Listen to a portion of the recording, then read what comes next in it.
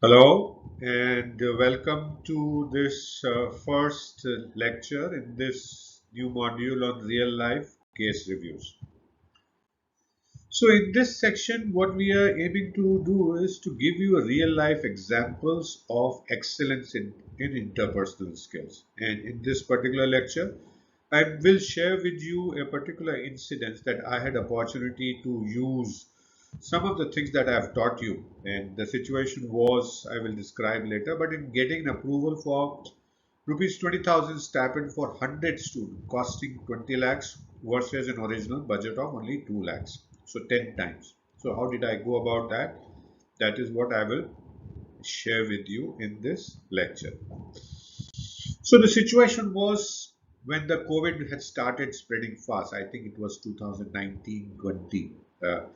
We had started placing students and in the somewhere around for summer placement at IIM Udaipur, and we were doing pretty well when suddenly COVID took off around I think November December, and we started getting a lot of cancellations. And I was head of placement at the institute, and needed to get approval later on. Actually, we did all that later on. I needed to get approval of the director to disburse 20,000 stipend for the summer internship for 100 students at an estimated cost of 20 lakhs versus a budget of 2 lakhs. And this situation had arisen due to cancellation of summer internship of these students by the recruiter, who had earlier agreed to hire them with handsome stipends, right? And in lieu of the cancellations, we had arranged them summer internship with no stipend from the other companies. And in such a type, we had a provision to give them 10,000 rupees per month stipend, totaling up to 20,000 for each of these students. But our budget was only for 2 lakhs, about 10 students. So how could you get what you want, which is getting the approval for all the 100 students, 20,000 rupees each, with the cost of 20 lakhs, versus the original budget 2 lakhs, while still being good books with the director of the institute? So how would you go about doing that? Any thoughts? So first, let's look at what approach would you use. So which of the approaches that we have talked about in this course do you think would be useful to get what you want and still be in good books with the director of the institute, right? Both are important. We need to get what the students want, and at the same time, you can't do it at the cost of being not in good books with the director of the students, can you? So the approach that I would suggest to use here is the collaborative problem solving. And I had mentioned there, this is a wonderful process and technique that can help you get to the core of the interpersonal skill excellence by getting what you want, at the same time keeping a good relationship with the person whom you want to get what you want. And this is an approach where you can use, since you want to get what you want, whilst conflict in this situation. So best is to use the collaborative problem solving. So how would you go about using collaborative problem solving to get approval for those 100 students, 20,000 rupees each versus an oral original budget of 10 people only? Any thoughts? What would you do? So, what did I do to get this problem resolved using the collaborative problem solving approach? Started with the directors setting the shared goals, and this was done in one email. Actually, I wrote an email that used the steps, and in which I outlined, started with saying, hey, we need to keep, I understand that we need to the cost within the budgets, but we have a situation in which we also need to meet the students' expectation from the institute. So set the shared goals right at the outset of that email. Then I went on to define the problem.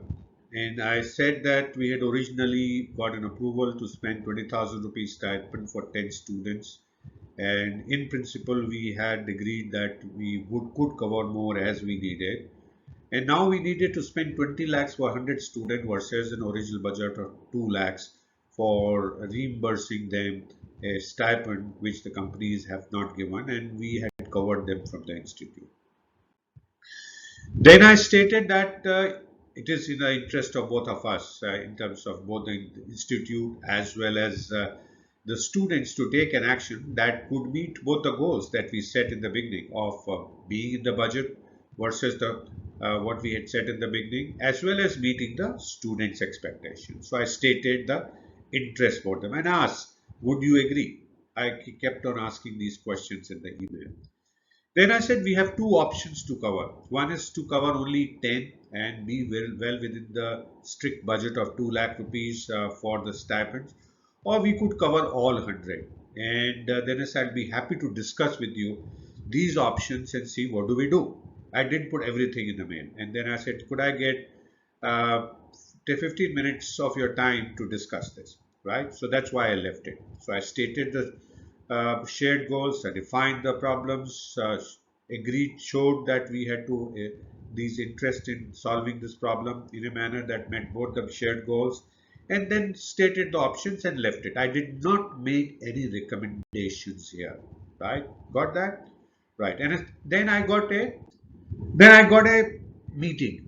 As I was wanting, I got a meeting, called for a meeting and say, "Hey, Karun, come, let's talk about this problem. Why don't you come and see?" And I used to get responses very fast. So within a couple of hours, I got that response. And I probably met on the same day. So I told him that you have seen the situation. Is there anything else I need to tell you before we go ahead? He said, "No, I think I've understood. You laid it out very properly." So I said, then what do you think we should do? What option do you think is better?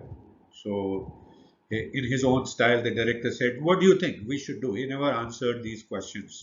He was a good leader that way. So there I said I stated my preference to reimburse all the students while keeping ego in check. I said I may be completely wrong, but my preference would be to stay to reimburse the money for all the 100 students, and asked him what did he think. And I gave the reasons. I said because we should be able to meet both the things while we have money in the budget where I could shift from some other expenses like traveling where we are not spending to this budget head of stipend, and we will be within the budget of the placement so that we had agreed right at the beginning. And then I asked him what did he think. So he said, "Yeah, makes sense if you can keep the budgets within what we had agreed originally, and you can still meet the student requirement. I think that's the right thing to do." And he agreed, and we agreed to reimburse for all the students, subject to total budget not being exceeded. Right.